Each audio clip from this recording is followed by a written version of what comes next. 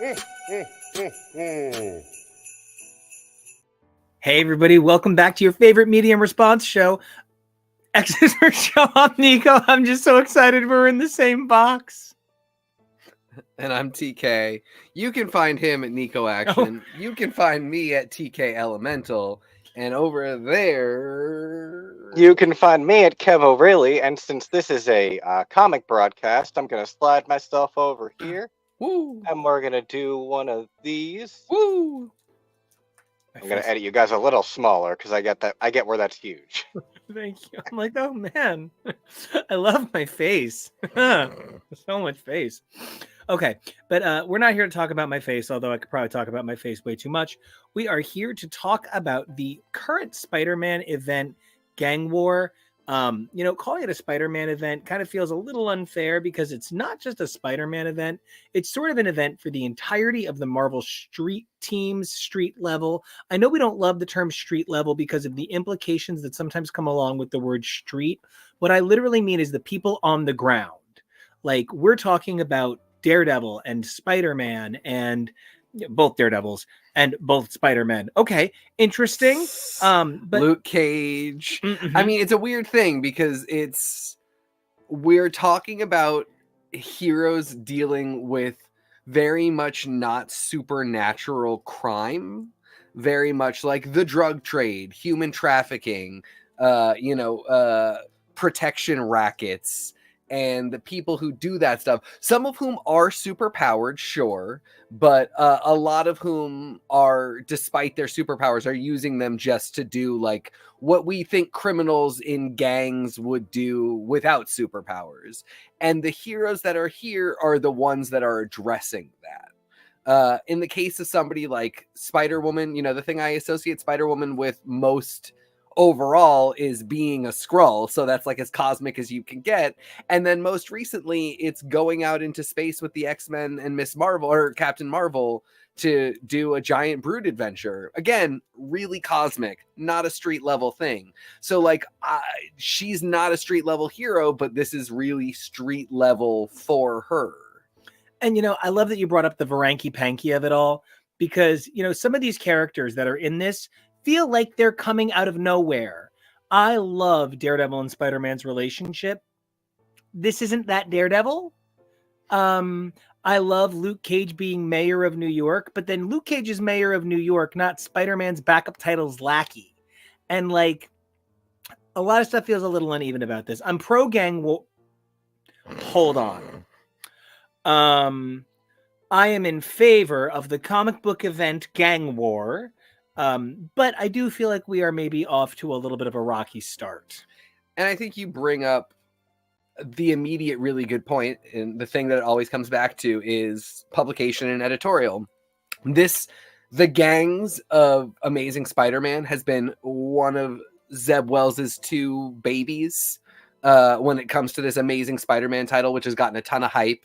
And it's really been like, this is the next big turn for Spider-Man after the last time we rebooted this book, and we got a 6-month jump, and what happened, and why aren't he and MJ together, and all this stuff that played out. And that's been another really big thing.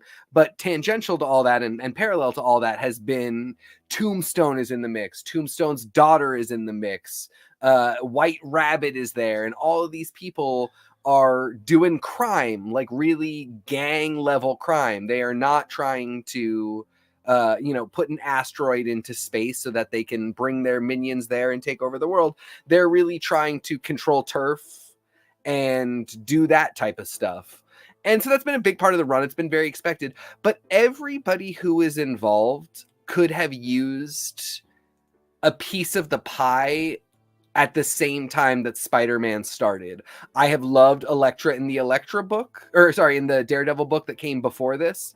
We've been talking forever about how we kind of thought we were getting something more Elektra-y, or that what ended up being the next volume of Chip Zdarsky's run, the final volume, would be maybe called Daredevils and would be both of them, despite the fact that it's a lot of hand over fist business.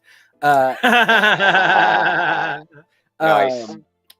They were in the city a lot. Like that could have planted some seeds for why Elektra is so involved in this. Miles has been doing a lot of Carnage stuff, which is actually getting referenced here, but like he maybe could have been a little more in on this. Luke Cage hasn't had a book in forever and has deserved one, being Black Mayor of New York after the Thunderbolts run that ran last year, not the Thunderbolts run that's just starting, also could have been a street level crime book. She-Hulk. I mean, there's just so many places in which look at this huge rogues gallery of villains that we're looking at. They didn't all just have to show up either for Spider-Man or out of the blue. And then this event could have been a really cool crossover that reminded us about this kind of swath of the Marvel universe that we've sort of been ignoring. What do you got? Did you ever notice Spider-Boy? Yeah. In the upper left corner? Yeah. Yeah. I have not noticed Spider-Boy there even once. Yeah. And I forget if he's on the checklist. I didn't remember seeing him there. But you know, I'm sure he will show up at some point. I don't like that. That's another one. But then of course, you know, my big question was who's not here? Who are you not seeing that you think should be here? You know, I feel like for Gang War, I would expect to see Venom. I would expect maybe a slightly deeper cut for us, like Black Tarantula. I would expect to see. There's a lot of people. I'm sort of, you know, I feel like the Magia aren't really represented fully. They actually are. Really? How? Yeah. In a lot of words and maps, but their presence looms large, despite the fact that we're not really. It's a funny. So it's a Tolkien vibe. Yes. Okay. Very much so. You know, I am kind of like, I'm interested in how this is going to go because, you know, we're saying so many great things about this Gang War event, and I'm really ready to make gangway for Gang War. But my concern, hey, timescales, right? My concern comes in is like, is this going to be Scorsese's Gangs of New York with post Kramer versus Kramer Streep? Or is this going to be Gangs of New York by Scorsese with post There's Something About Mary Diaz? And like, that's kind of where my concern lies. And I think it's going to be the Warriors with kind of aspirations for Ben Affleck's Daredevil. Okay. Okay. So what I'm hearing is the Dark Goonies, and I'm ready. I mean, are you not seeing it right in front of you? This is such a great rogues gallery, and like yet a terrible rogues gallery. I love every fucking idiot villain on this list. Everybody who knows my Daredevil love knows that I think Leland Owlsley is like one of the greatest villains of all time. But, although amusingly, oh wait, no, there he is. Yeah, he's right there. Yeah. But like his equal opposite is the Nightmare to his upper left, which is of course my least favorite, White Rabbit. But then is that our precious Mary down in front? Yep, that is Mary. Who next to her husband. This brings me to my point. One of mine for characters that could be here that are not is the Uncanny Spider-Man. Truly Kurt great. Wagner. Mm-hmm. And if you try and throw at me, but like shipping dates and who knows if he'll still be Uncanny Spider-Man when Gang War takes place. Mary, for all we know, for where we are in the book, is in Vanheim or one. She's not on this plane. Mama busy. She read Realm of X. She's doing something entirely different. And if she's there, that means at some point she's showing up. And this is always, again, I go real hard on the offices at Marvel, not on the creatives, because everybody's writing to their best ability. And I think nobody who writes comics wants to be restricted. Anybody who is writing, I think, would love to be able to reference their favorite character as being around. People get told a lot, you can't have this person. We don't know where they'll be. Or if they make a suggestion for like, well, why wouldn't Kurt be there? This book could get delayed. Who knows? You know, we can't spoil anything. So there's a refusal to coordinate and lock stuff down that prevents us from getting interesting ideas served, while at the same time sometimes characters just get thrown in and nobody cares. Mary is a perfect example. If we're not seeing somebody like Kurt, who is a spider person right now, why are we seeing someone like Mary, who's the spider person in New York right now? Mary is not in New York at all, and might not. I mean, like, spoiler alert, I guess she survives Realm of X because she's here. So Yeah. it's a bummer when the offices just don't coordinate at all anymore, especially when you grew up in a time where you would get a lot of like, Crystal was on the moon, but she came down to yell at Quicksilver, which is why you're looking at her here right now. And I feel like some of this is actually just cover reads. Like Shang-Chi, he might be evil now, so they're just putting him in a grimace pose. And Yep. I understand the role he's playing here, right? He's playing the unlikely villain. He's playing he's playing a part. He's not playing Angel and Co. running Wolfram and Hart. Yeah, Yeah. he's serving a purpose, not actually engaging evil. But then the problem I find here becomes, what is he offering? Like, what is the significance? Because it's not a significant read. It's just sort of like, oh, now they know he runs this evil society. That's it. That's the end of the story. And we find out that he's controlling Chinatown, which, like, again, like, I don't, we're getting into kind of racial stereotype territory. People are, gangs are controlling large swaths of New York, and something like we've seen with the Deadly Weapon Society. Oh, hey there, Ghost Rider could be involved in this. There's no reason why not. He was in Shadowland, Exactly. so it would have made sense here.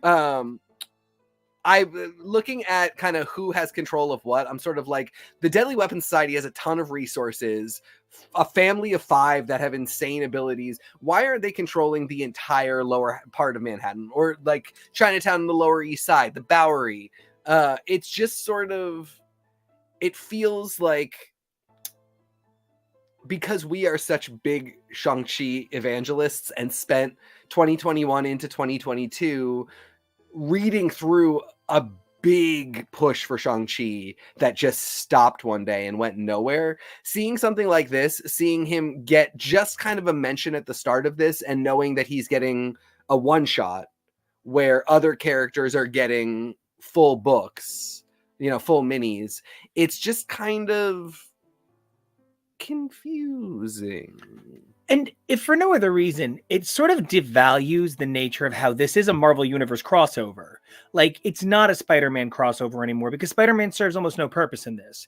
Everybody has as much of a stake. Like, one of the things I can't help but notice is they're talking about the Fisk Accords, the whole no more superhumans in New York that most books just ignore. Yep. But Spider-Man has been really about it, even though it's a Daredevil idea. And it's a Daredevil idea with the champion, that affects the champions because of Kamala's Law. And then there's the Kamala's Law thing. And so Miles, goes back to outlawed. That makes sense. But then, like, Miles isn't really getting credit for going back to outlawed on this, and how he's kind of like the constant through on this story. They even make jokes about how Peter literally steps away from the story.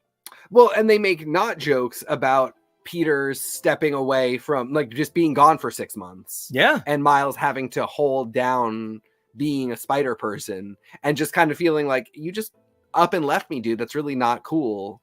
But yeah, I mean, at the same time, we're talking about a world in which, for the entirety of the time that the Fisk laws existed, the X-Men had diplomatic outposts / they had the treehouse, which was awesome. We love the treehouse. But it was weird that it was only mentioned in Devil's Reign and then kind of never talked about again, even though it was a very active spot. The Fantastic Four, we kind of never really get a sense of when they leave New York, because they put the Baxter building in a time loop. There's just, like, you're never getting super heroics out of Manhattan. And so this almost would make more sense as, rather than being gang war, it's like the culmination of, we just can't keep doing the Fisk Accords throughout the Marvel Universe, and here's why. And then maybe we don't have to say, this is a really big event, look at all these people, but this is just a Spider-Man event, because we can't really offer you anything, because none of these heroes have ongoing books or get regular titles. If you want to invest in this, it's the core book, which is Amazing Spider-Man. There is no Just Gang War book. And then all of the tie-ins, which are just gang war stories that are minis that you can't hang on to for anything else. And we'll get into that when we talk about like Elektra and Luke Cage, two people who we've wanted to have books. And so it's great to see their solo stories, but the fact that they're coming out of nowhere just to serve as gang war and doing dual duty of promoting gang war while also kind of being told they're not important to it because it's a Spider-Man story, it's a little tough to balance. And I think the thing you highlight with there is no gang war book, it's Amazing Spider-Man. Part of what that does is that frames that this event is Spider-Man for the next 6 months. And that's like part of the part that's so difficult to extract this event from Spider-Man then, even though look at all of the people it's also about.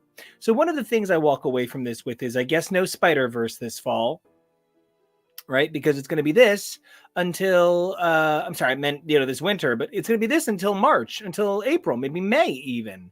So I find myself maybe compelled that 37 and 38 felt like they had nothing to fucking do with this event. They each had 2 pages. It was kind of too much. It was kind of over the top. It did not feel like this event started with a bang. So it kind of worries me how long it's going to kind of keep going. It was a little annoying that those got put on the checklist and called Prologue, because they actually could have had something to do with this, because again, we're in New York the whole time and we're dealing with another super heroic person that has a lot of stake in what goes on in New York and has an outpost in New York, Madeline Pryor, with her limbo embassy, because the first issue 37, it's Spider-Man and my favorite spider person to hang out with, Spider-Man, Wreck Rap, who is just the biggest, sweetest goofball demon boy spider person. I just think he's really funny and fun. He is basically the Nico of spider people. And they do whatever they do, like a limbo demon post dark web thing, which we're a year out. That's a little. It's weird that this is marked as a gang war thing and not a can you believe it's been a year since dark web thing. Yes. But whatever, that is what it is. At the end of the day, they actually had a perfectly good place to on-ramp more gang war stuff by kind of including Madeline and including Wreck Rap and being like, they actually have been hearing, their ears to the ground have kind of allowed them to hear that some of this stuff is happening, rather than just have it be a sort of caper with Limbo and Demons, where at the very end we get kind of a cut in that's like, hey, don't forget, we do be gang warring. And that's the thing that I think made 37 and 38 frustrating. Number one, I love Wreck Rap. The joke gets a little hard, especially with all of the drama going on. People are shot, people are dead, people are doing hostile takeovers. I actually resent kind of sort of that the wedding issue isn't part of this prelude. So much of Gang War is predicated on the not quite wedding of Robbie and Beetle, which is daughter of Tombstone. Yeah, which is a little frustrating because that issue, great issue, a little too packed. It has the moment that sets all of this in play, which is Madame Mask is murdered in a book she's appeared in twice. So that's a huge point of frustration for me. So many of the characters in this that are making power plays and having big moments and big moves, they're characters that have barely been in this book. Whereas, we were saying Kamala earlier, Kamala died in this book. And where is she when this feels so much like it's about Kamala's law? Yeah. You just kind of don't get any solid footing. And it's tough if you are invested in this book, which I am not the biggest, but look at how great Wreck Rap is. Just look at him there, his tongue hanging out. I feel like I am not the most invested in Spider-Man, especially Amazing Spider-Man or Dan Slott's Spider-Man. But I've read every issue. I keep up with them. I know what's going on. And I still feel like I just don't know what I was supposed to be walking into this whole thing with, who I was supposed to be looking at, of the villain. And when I read, I'm like not trying to hype up the X-Men too much. You guys know I'm very critical, but like when I read an X book, there's a lot of stuff with the villains where like I know the backstory, I know who to love to hate, I know who to just hate altogether. I understand what everybody's stake is in it. It's, almost kind of the opposite problem where they've just been brewing the stakes with people for so long that the burn has been slow the entire time. With this, it's just kind of like, I mean, White Rabbit has been a huge presence in these books, but then like, yeah, Madame Mask really has not been. Leland Owlsley has not been. So many of the gang leaders that are mentioned and that even you see in this cover are not super discussed.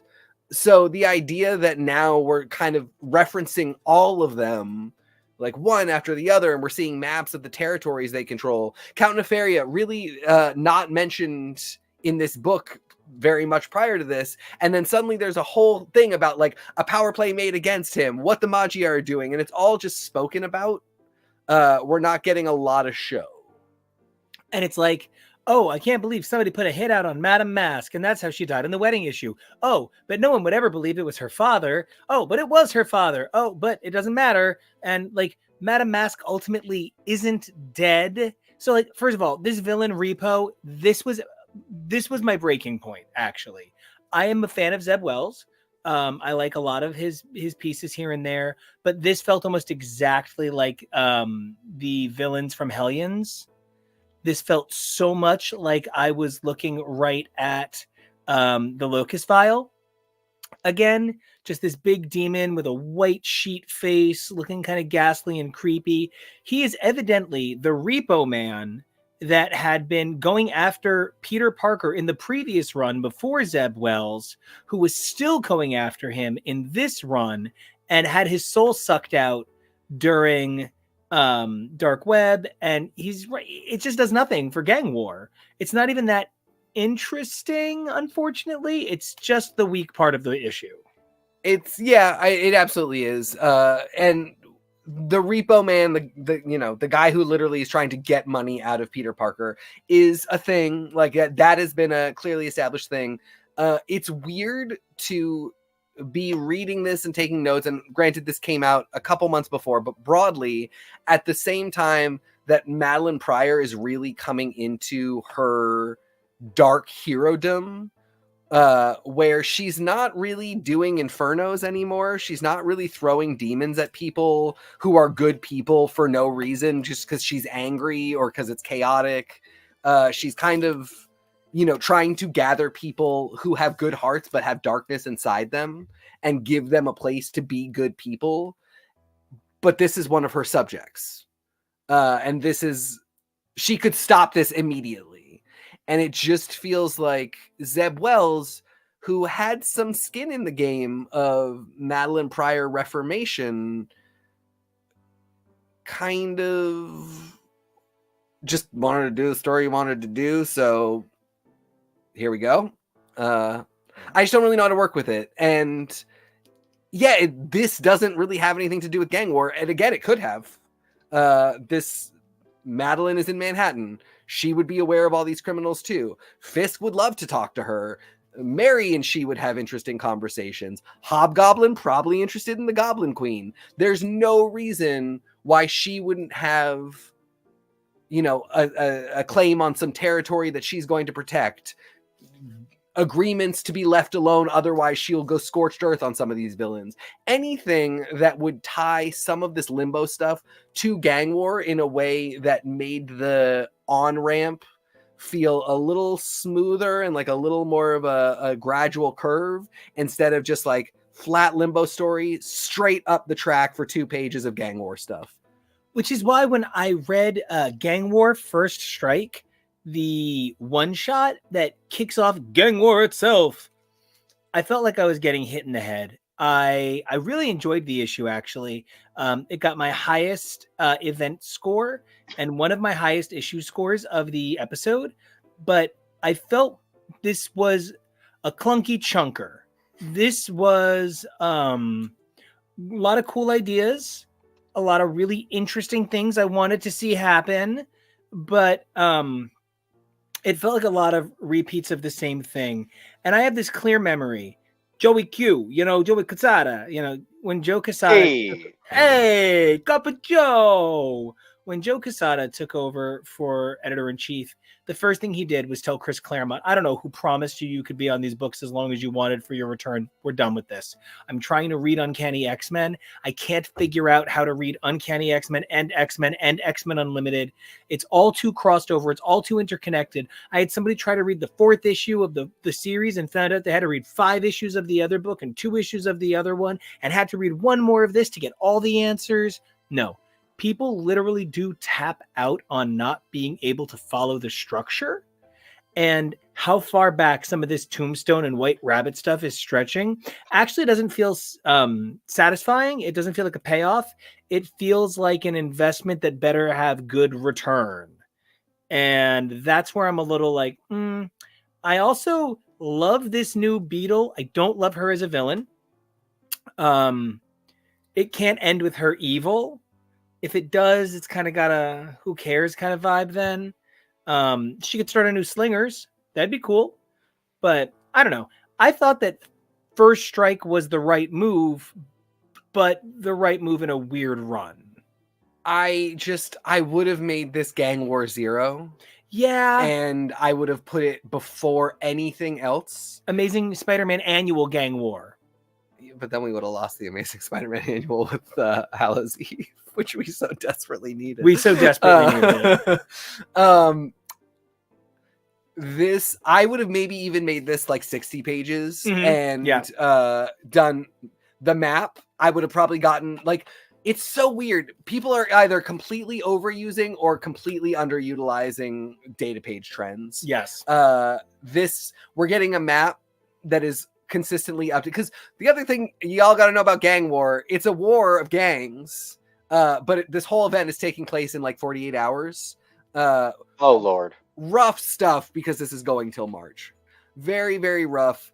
Ill-advised to do this. I think if you can get me in like the first week is the last, the first issue is released the last week of December, and the final issue is the first week of March.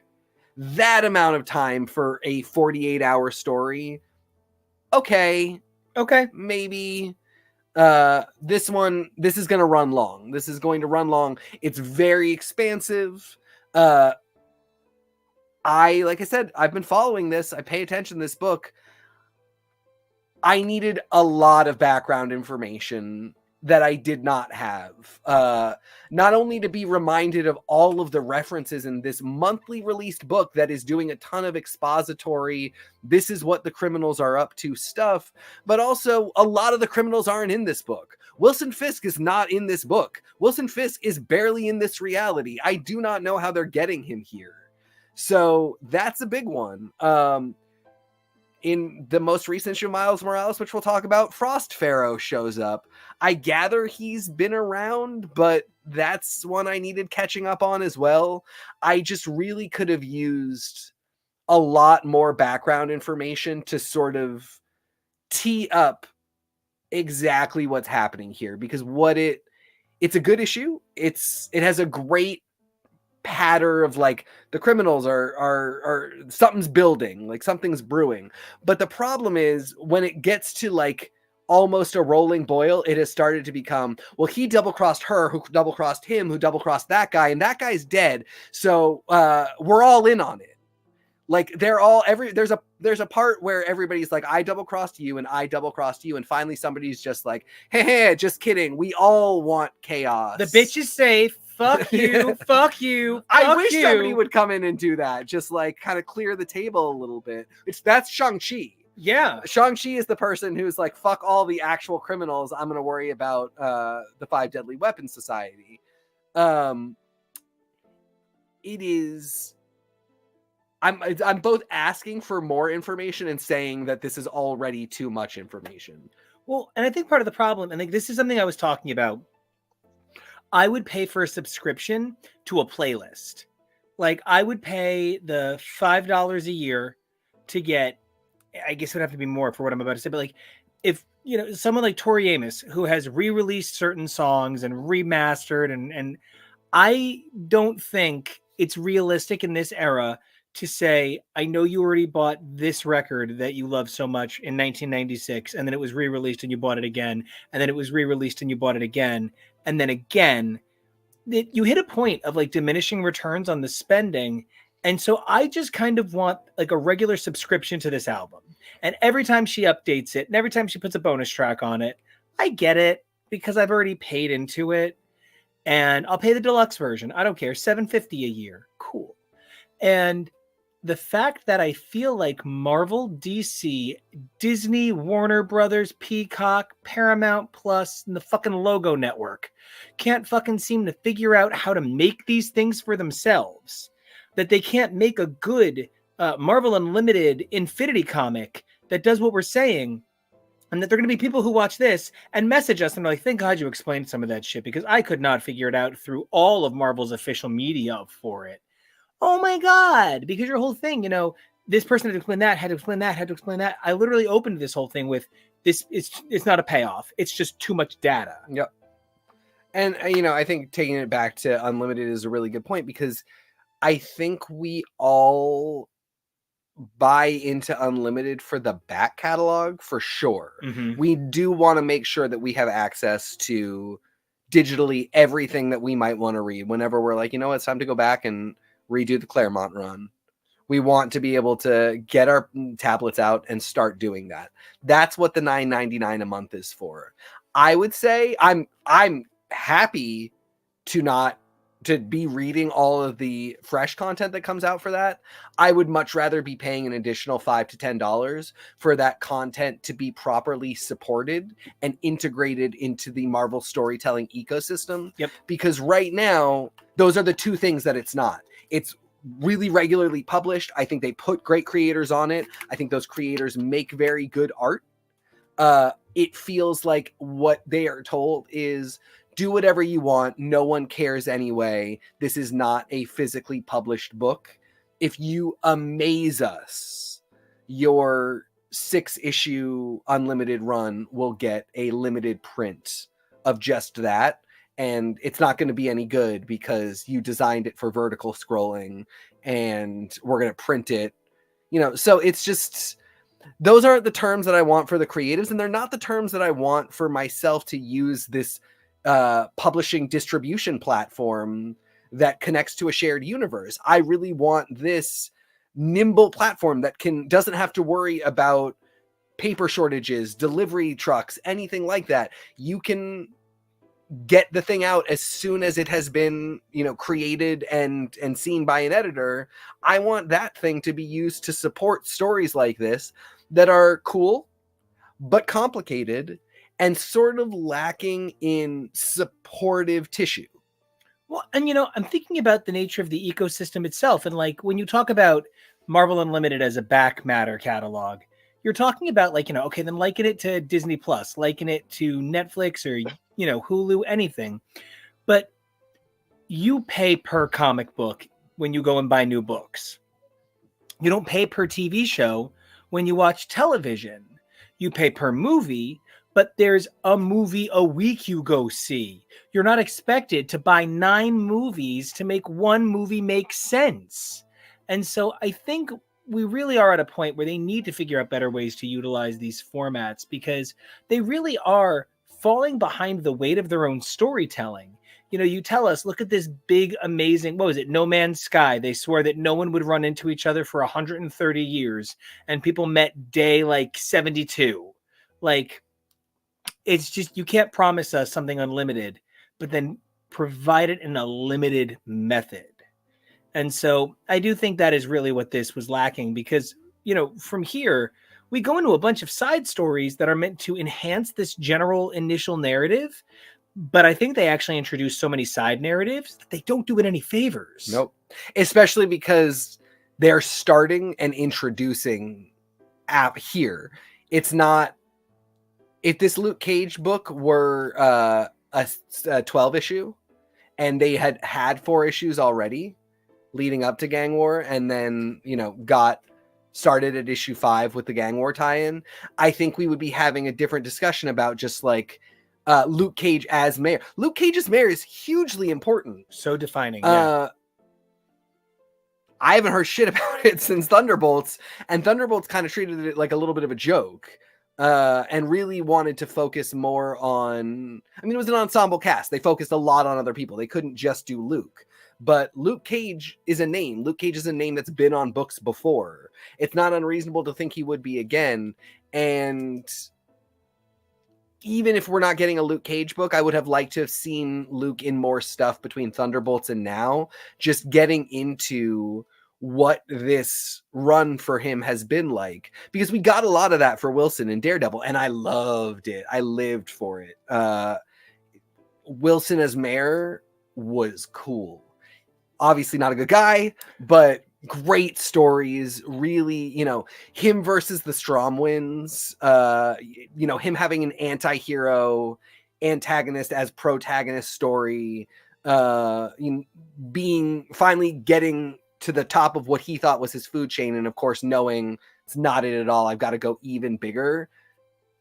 Luke Cage deserves all of those stories as well. You know, he deserves his parallels to those stories, as does his wife. And I guess because they're just never going to not put Danny Rand in the book, as does Danny Rand. You know, another person who should have shown up, Iron Fist. Yeah. Lin Lie. Another character that I really would have liked to have seen in this. There is stuff clearly that should be happening for these characters that I'm not ready to just open up the page of a very complicated Spider-Man Mafia book and tie Luke into that and forget all of the stuff that I hope for him. And the same applies to Spider-Woman. Well, I want to hit Miles up first, Yeah, because please. he's next on the list. Sure. And, you know, the one thing I do want to point out about this Miles issue, this provided me with a very different complaint. You know, I hear what you're saying. You wish that Luke Cage and Spider-Woman came in the middle of some shit. Oh my God, this Miles issue is issue 3 of 3. This is not good. This is part 3 of the 3-issue arc, and it starts in the middle of this other thing, and none of it makes any fucking sense if you're reading Gang War and you're like, oh, this is Gang War though, and it's not. And then I read 13, and 13 is Gang Warzier, but then 13 doesn't go with 12 so much at all. So 12 is a Blade story. It's a Blade and Bloodline story. Bloodline is Brielle, daughter of Blade. She's awesome. It is really amazing to have 3 black supernatural characters on page together, being black supernatural characters. You know, for as much as I love Luke Cage, when we say street level, a lot of times what's being said is where urban people go. So basically you're going to find a lot of black people there. To see a black Spider-Man and a black man fighting vampires with his daughter, I mean, that's cool. It's just, it's good to break out of boxes. So it's a great storyline. But again, if we're talking crime stuff and we're talking about how, you know, Frost Pharaoh can be involved, which we're going to get to next issue, there's a bunch of very type of criminals involved here. They have real superpowers. They could be doing other stuff, but they are just doing drug crimes. There's no reason vampires can't be doing that. This story could have been, again, a smooth ramp into Gang War. I get that Miles has to jump off of this Blade story and go do Brooklyn turf war stuff, but the vampires could have been involved in the Gang War as well. Like, we could have had a much clearer thing happening. Instead, this is mostly a vampire story at which at a certain point somebody cuts in and goes, hey, I know you're busy doing vampire stuff, but New York is on fire. Go New York instead. And he goes, bye Blade, bye Bloodline. I gotta go Brooklyn. And then he Brooklyns, which is very fun. Very good. But what are we doing here, guys? Why did you slap Gang War on this and tell people to read it and not say, oh, by the way, we're in the middle of a story. This is going to get very complicated for you one way or the other. If you're just starting here and like deciding that, oh, Gang War looked cool to me, I'm going to look at the checklist that you printed in the back of the book and pick up the issues that you told me to. It feels a weird mix of cynical and stupid. It's genuinely not a balanced storytelling method, because what trade is this going in? And then you actually defeat the quality of my interest. Now I don't think any tie-ins are important. Now, if this had a central mini, I would read that and nothing else, because I've had this label gang war on 3 issues that had nothing to do with gang war. I also, while I'm really into this and I'm really enjoying Ziegler's interpretation of Miles, it does sort of feel like Miles is a Green Lantern now. It kind of feels like, oh, I can make that power really quick. No problem. Give me a minute. And I love that. But it is putting him in a very different league than Peter. Peter isn't making energy swords. You know what I mean? And so, like, the only other thing Miles has been involved in so many Spider-Verse things that the line where he says, oh, that's what getting hit by my Venom Blast feels like. Oh, ouch. Are you telling me he's never fought another Miles? Are you telling me he's never fought somebody who can copy his powers?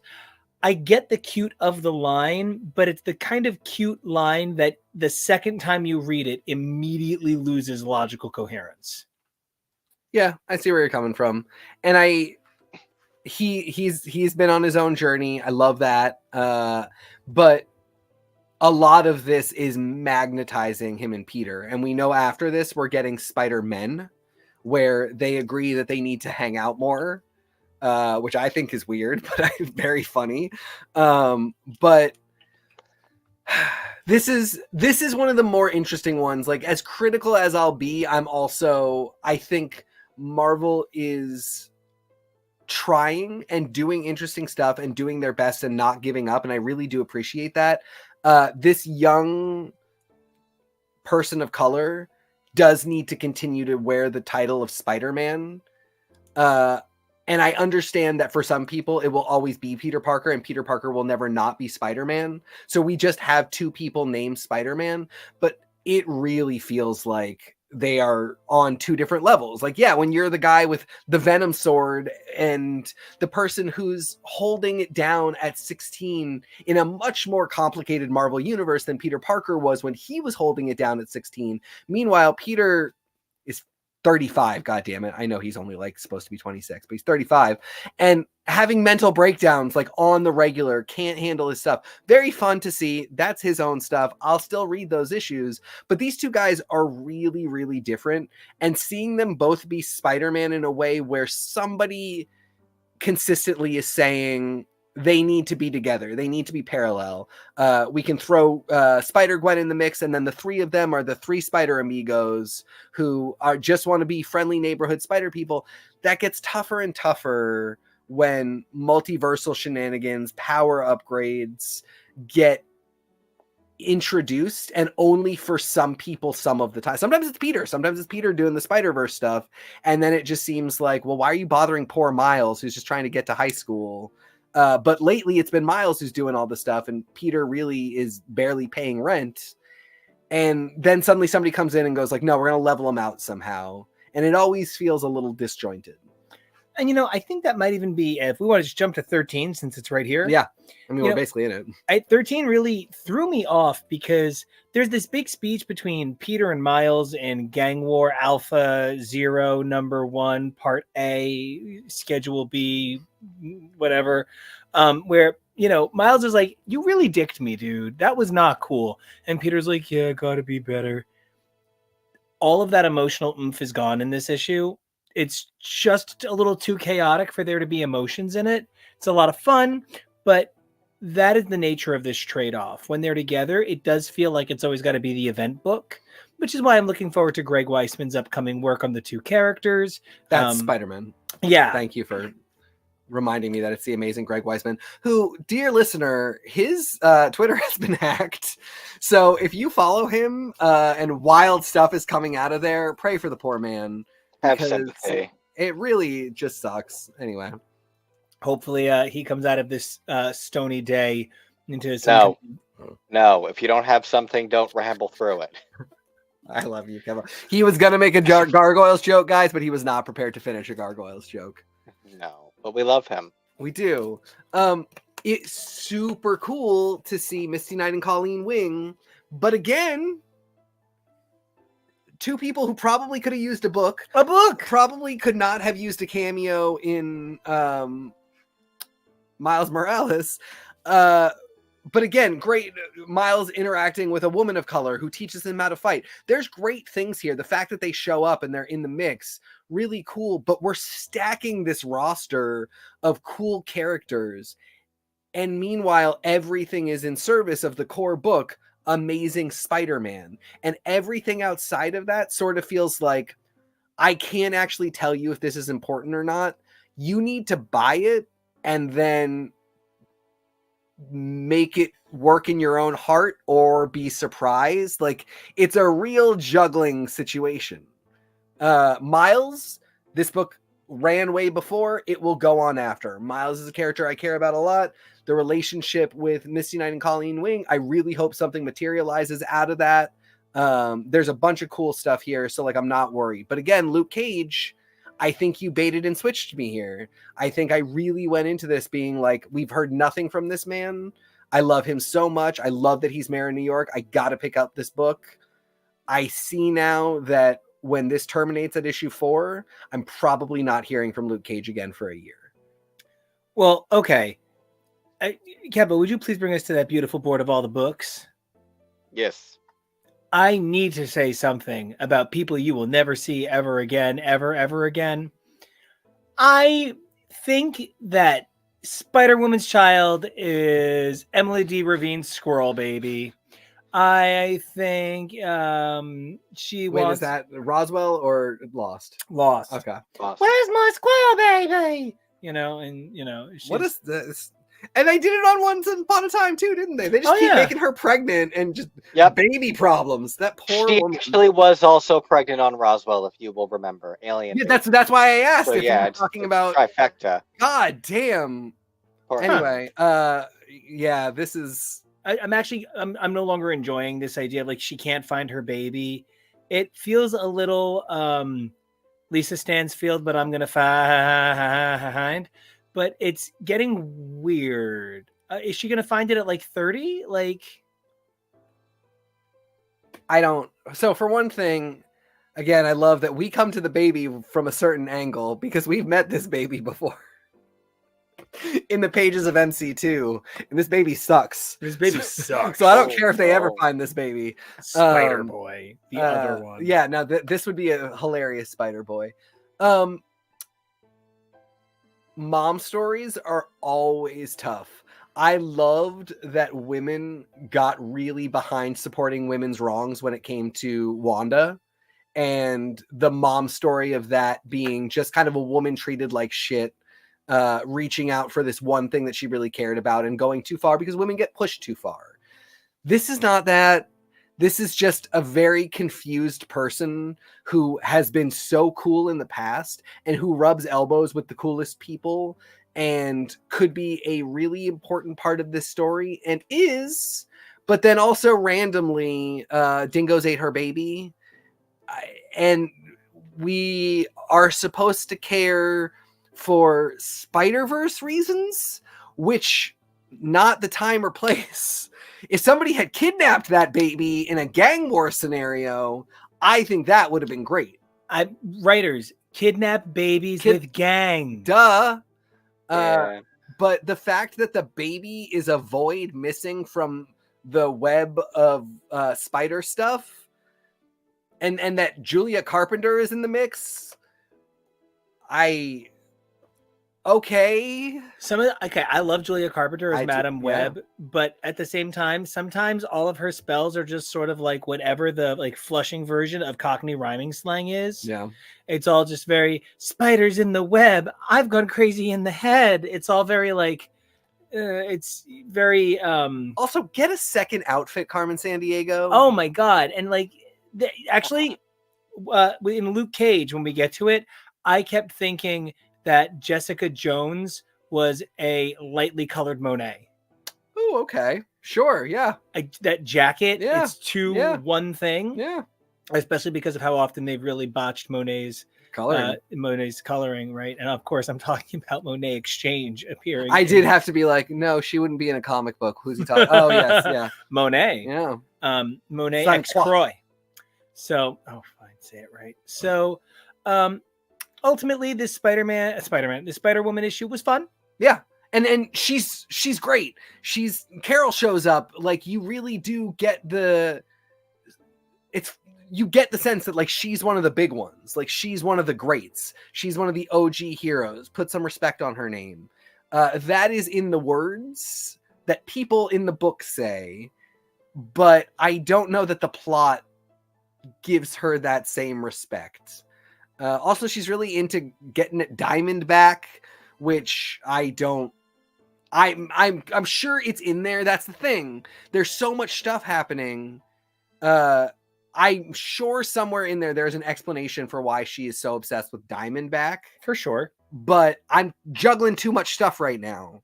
Forgot what that is. So later when she shows up in Amazing Spider-Man 39, I want to say, and Spider-Man's like, we got to do this. There's mole people. We got to figure all this stuff out. She's like, cool. I'm going to get Diamond back. He knows what he did. I just are baby on the back burner now. Yeah, I'm very confused. And it sounds so silly, but like, why are there 2 books about women with kid issues being written by gay dudes who like self-insert themselves? Like, as like I'm like, I'm trying to find like the masters of these characters, bigger canon. I feel like Steve Orlando is doing some big swings with Wanda, and I feel like Steve Fox is doing some big stuff with Spider-Woman here. And I just maybe would love to see a woman write these characters. Yeah. Yeah. Nothing about these dudes is a problem. But women should be the ones doing these. Yeah. Agreed. I don't have too much more about Spider-Woman. No. This is one. I'm hoping this one keeps going. Yes. This is not Spider-Woman gang. Luke Cage is Luke Cage gang war. That is ending. This we're a little less clear on. This is Spider-Woman #1 with a gang war at the top. So I'm really hoping this continues. Or, maybe gets an additional couple issues that are outside of gang war. But still sort of, I can't invest. I can't get too excited because I think we're getting a little bit of the short end of the confusion stick with a lot of this stuff. Speaking of, the short end, we've been pushing at it. Let's get to it. Luke Cage 1 and 2. I don't like this new costume. My biggest problem with it is it doesn't not look like Luke Cage. Like, it's just not great. So there's a whole contrivance that Luke can't fight because the law is still in effect. No superheroes in Manhattan, and he hasn't gotten it off the books yet. And so the mayor, can't be seen to be in violation of the law. So he puts on a very not face or body hiding suit, goes out with his very recognizable wife and best friend, who he is always around the 2 of those people. And so those 2 people are just with a large black man that can't be shot. Oh, and they're also being surrounded by 2 superhumans who are constantly assisting Luke Cage over and over again for the last 15 years. So, the idea that, and so this all ends with a villain being like, I bet you don't know how I figured out it was you, Luke Cage. And again, this is one of those things where I imagine if I had read closer, it's somewhere buried in there that there's a reason why this isn't kind of very silly. But not the greatest costume in the world. And then the idea that the costume even would matter. Like, that Luke Cage, from a writing perspective, that somebody decided that the idea was he's constrained by this law, so he won't break it. He'll put the costume on, rather than this event is so insane, he's just going to break this stupid law that he wants to anyway and chance the consequences. This feels like one of those things that I feel like an editor could have been like, great first script. I think one change I would have made, let's just have him be Luke Cage. And, he can say that he'll accept the consequences of being a superhero, even though it's a law that he is technically supposed to enforce that he shouldn't be one. Also, get rid of the giant robots. I am not an Alistair Smythe guy. I am not a Spider Slayers guy. And this just feels so forced into Luke's story. Also because Alexander Smythe was not in the gang mix. Yeah. Don't add another dude. Is the worst possible time to do it. Because Black Mariah is running around. She's in this. There are so many other people that could have had access to robots if you just needed foot soldiers for a bunch of ass kickers to just destroy.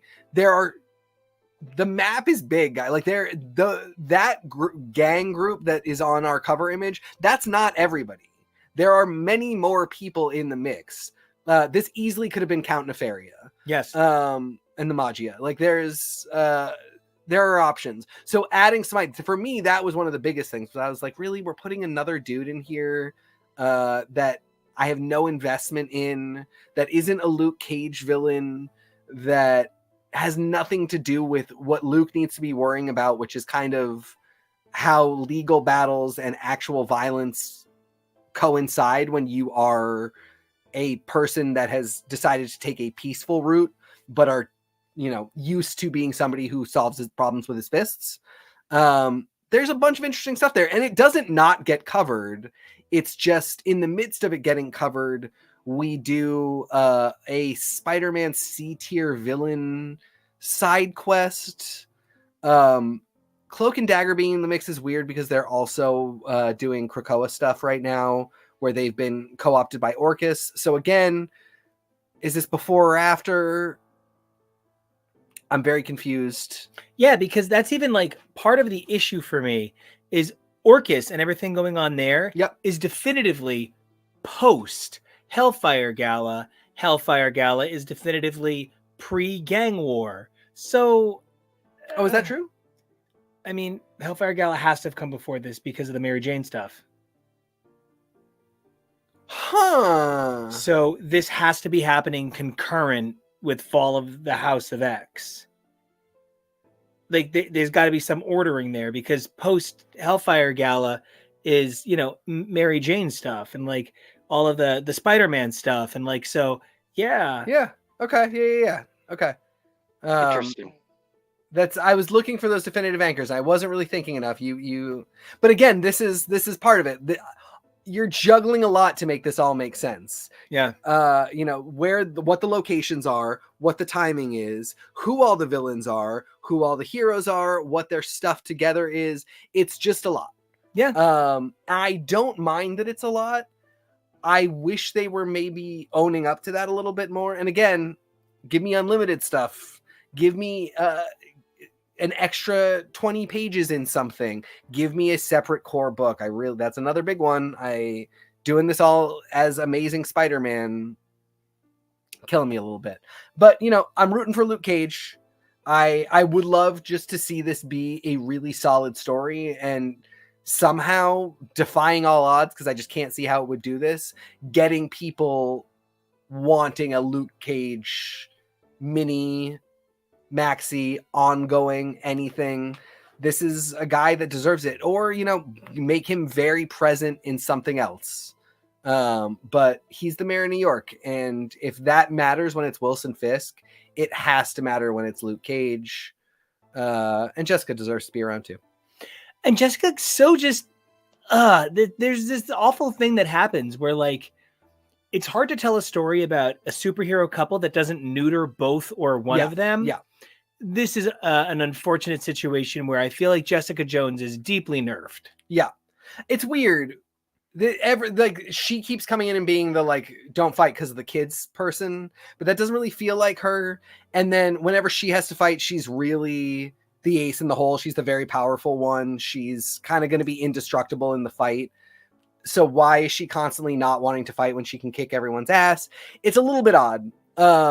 They both deserve something. I mean, seeing all of the other characters here, Misty Knight, Colleen Wing, Jessica Jones, Luke Cage, Danny, like, these people should get, I don't want to do another Heroes for Hire book, but something that succeeds what Heroes for Hire once was, because these are all adults that no longer need gig economy superheroing. Like, let's do it They all deserve it. They're characters that deserve more visibility. Danny kind of deserves less, but maybe more visibility as just not Iron Fist would be enough.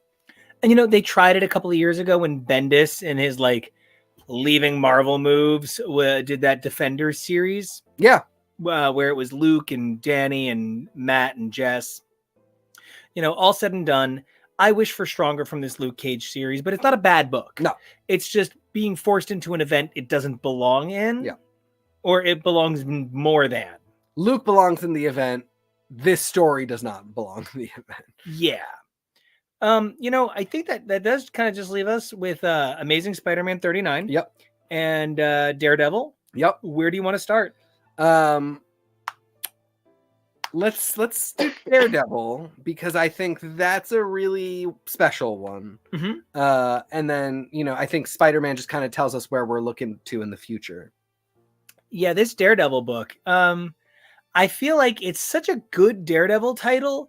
This could have just been like an alternating numbering for Daredevil. Get a Saladin Ahmed issue and then get this gang war title alternating. It's also of note that I believe it's written by Erica Schultz, who is obviously a female presenting name.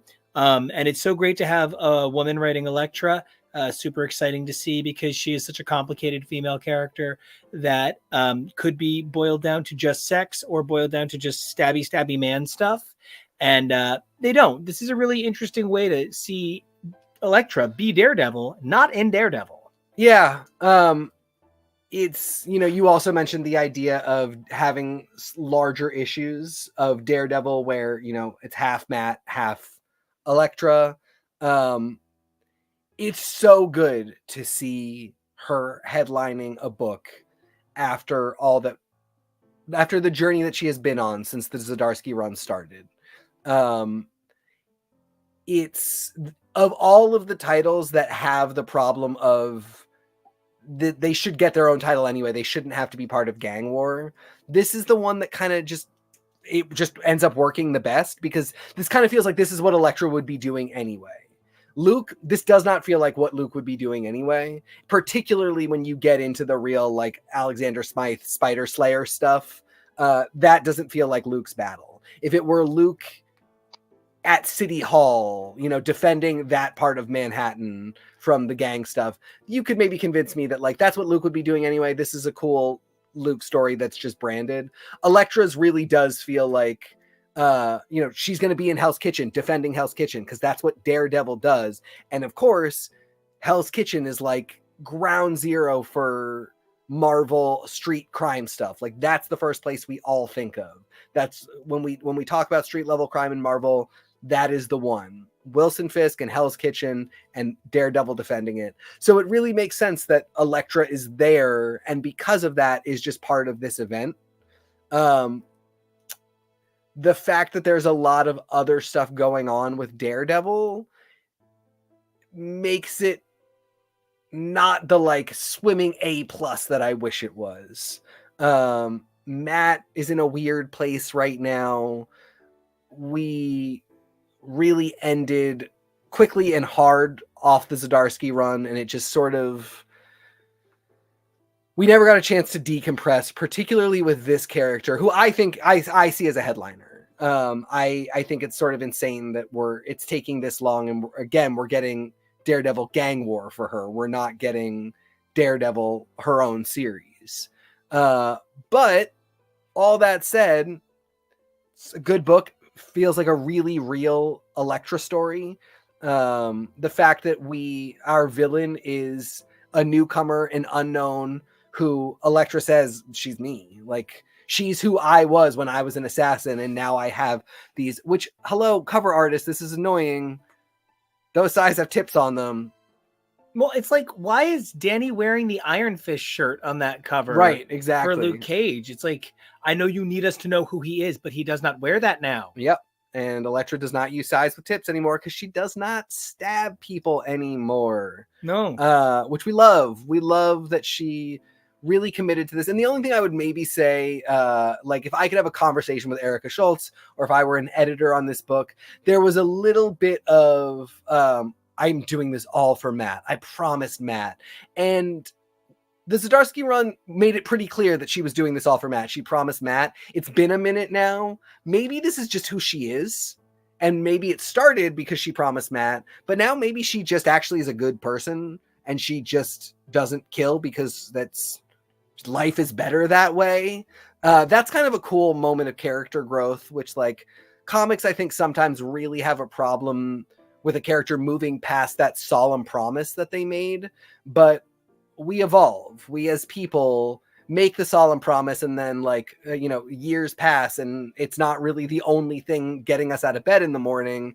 It's the thing that spawned us to become the person that can get out of bed without any problem. And I just feel like she's kind of there. So a lot of the like, I want to stab this person, but I told Matt, it rings just a little bit like, okay, seen it, done it, once was enough.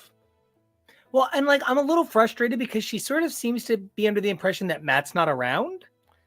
Yeah, and this is the double frustration of not having any idea what's happening in the pages of Matt's Daredevil book or what the future of this character is. This gets us back to the point of like, how are we investing right now? I don't know if the Saladin Ahmed run is a 12 issue like the Avengers run, which we have now been seeing increasingly. This great Jed McKay run is not going to be a magnum opus Jason Aaron 3-year run. It's ending at 12.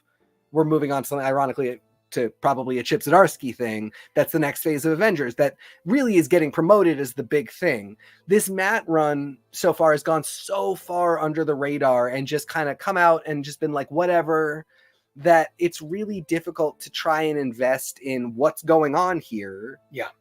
With him, with her, whether she knows that he's there, whether we're waiting on them to reunite as Daredevils, because I just sort of feel like I'm about to hear that, Zeb Wells, Ben Percy, any number of people have been called to do the next phase of Daredevil, in which no matter what Saladin Ahmed really does or says, it will be a footnote when this new person comes in and establishes a status quo that says everything that you heard and was the drama of Daredevil for the last year sort of doesn't matter anymore. Because you can see a sleeper run. You can see when, a book might wind up important. Like it's a magic start, but it doesn't get the attention right away. What do we just find out is now the most important thing in the Marvel universe? The Ultraverse crossover. Oh yeah, the Ultraverse crossover with the Ego Stone. For those of you who are staying spoiler free, the Ego Stone might find its way back into the Marvel universe at some point. That thing has been in a couple of AU things. Good luck.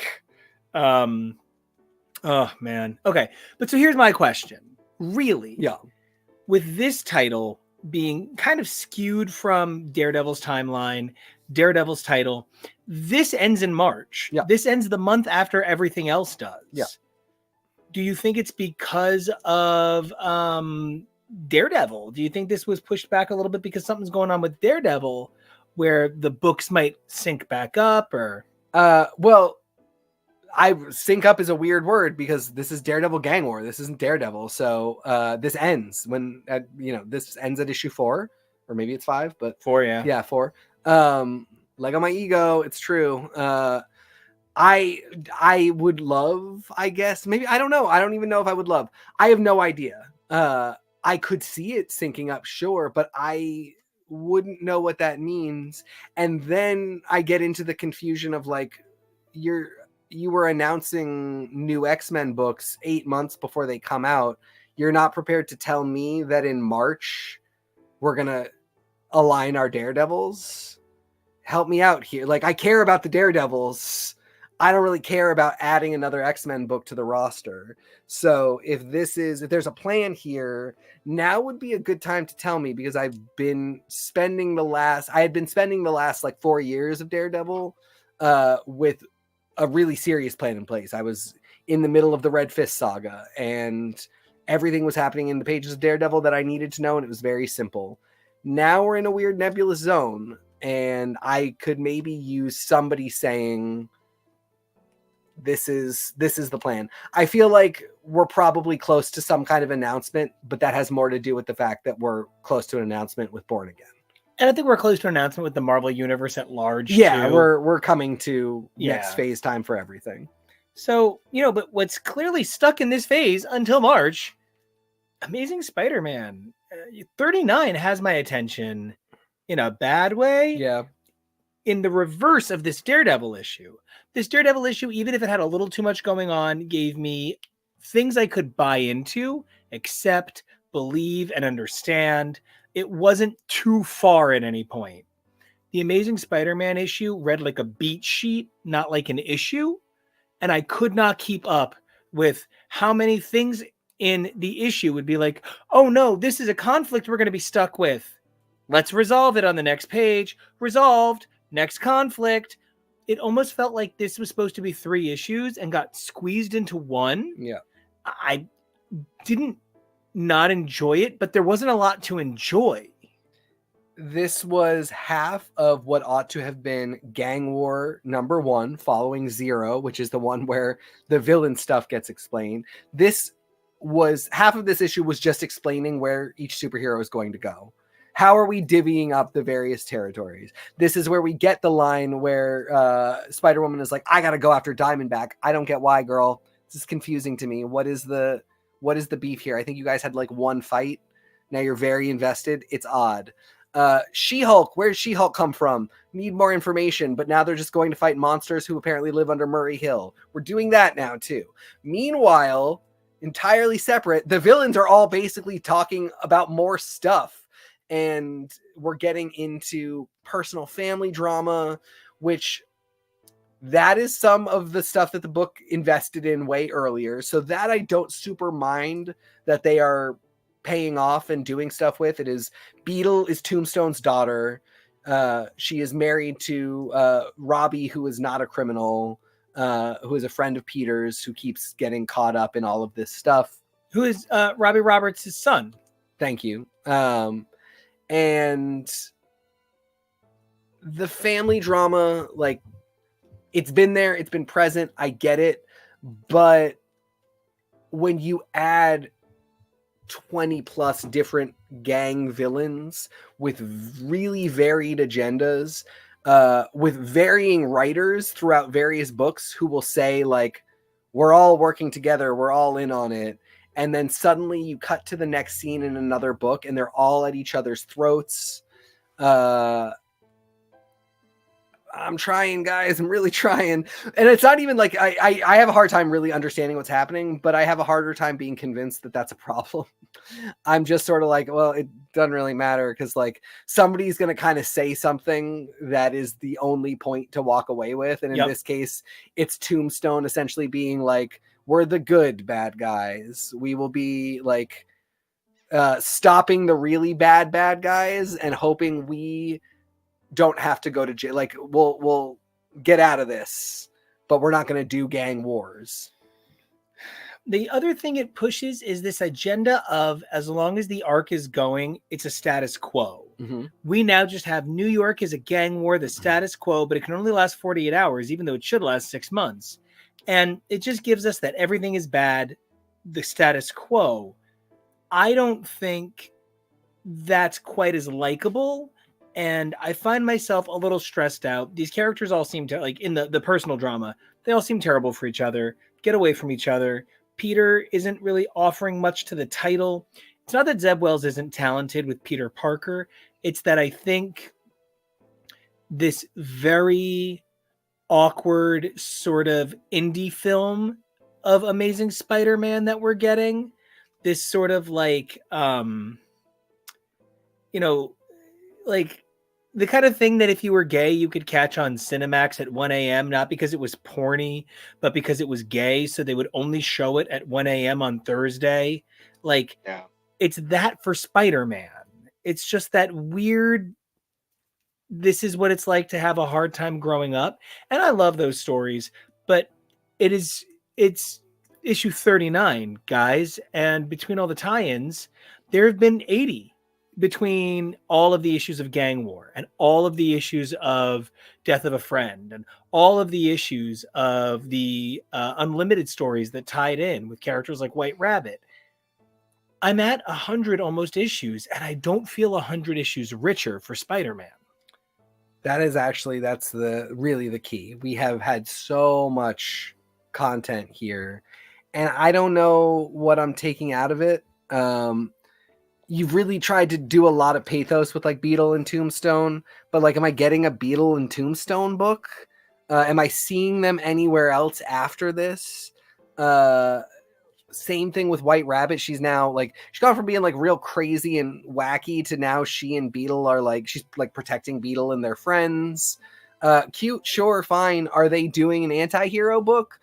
And it's not even like, are you giving me these books next year? It's, will anybody reference these characters again in my thinking about this lifetime? Yeah. Or is this going to be in 20 years, some, brilliant writer, Gen Z kid who grew up with these books is going to be like, the thing I really loved was White Rabbit and Beetle. So, from the obscure gang war story, I'm finally writing their buddy adventure book, which is always cute. I have those for myself, the dreams post Claremont era that were finally fulfilled. It's a lovely thing. It's just, with so much ability to publish right now and so many opportunities for stories, again, these can be unlimiteds. It's always tough when you see great potential and just know it's not really going anywhere. And the Spider-Man book has just churned out so much stuff and so many relationships and so many ideas. And there's not a crew to pick up on any of these. I certainly know Dan Slott won't be doing it as he stays in the book. Actually, Greg Weisman might be a really interesting person to pick up on some of this stuff. Yeah. And he's somebody who I could see doing it, but I can't expect that anymore. And I don't go into seeing great Marvel stuff expecting I'll get follow up on it.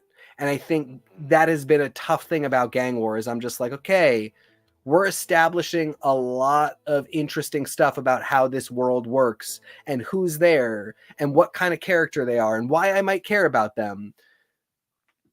Now pay that off. You told me to care about them. But there won't be time because the book's going to definitely end at 50. Right. Like, it's not going to 200, so it's going to end at 50. And why?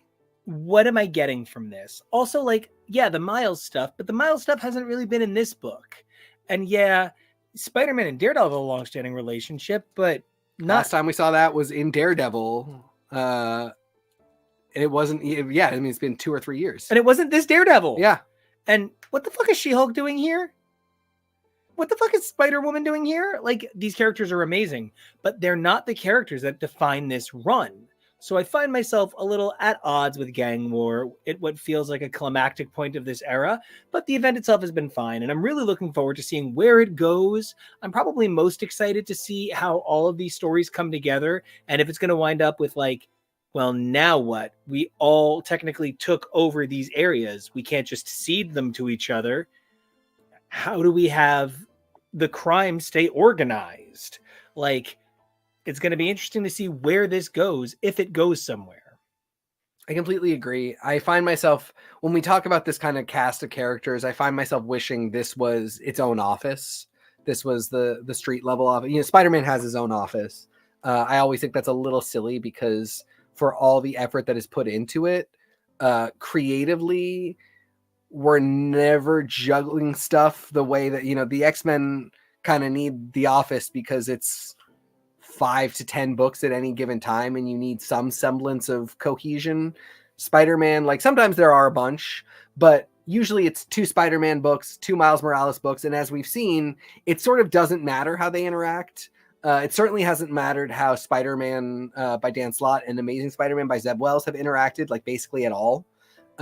So I would put Spider-Man in an office with characters like this, who at this point, these are all like really great legacy characters, OG characters, ones who I want to see, but I'd love to see them talking in a way that is worth my investment and not just showing up for gimmicks. And I think that's really going to be what Gang War pays out or not. And I'm excited. I just hope it doesn't leave the Spider-Verse a little worse for wear. I feel like a lot of these events have. I feel like Dark Web kind of did. Actually, I think Dark Web left the X-verse more worse for wear than the Spider-Verse. But I don't know. I'm feeling hopeful. This feels like we're a third of the way, if that, and there's a lot of room for the event to grow and a lot of these stars to shine. It's time that Daredevil Elektra as Daredevil gets a title, and I'm really excited to see where this goes. I'm real annoyed about that Spider-Boy on that cover. What is he doing there? But, as long as this keeps up the energy, I'm good. I'm going to keep going. I'm definitely going to keep going. I'm excited. There's stuff to come. We still haven't seen Mary or Wilson. I cannot wait for Deadly Fist of Kung Fu. Mm-hmm. There's a bunch of stuff to be excited about here. And it has been fun for all of the criticism. In general, it's been very fun and interesting to read. And I think this is a corner of the Marvel Universe worth doing stuff with. I just would be doing some of it conceptually differently.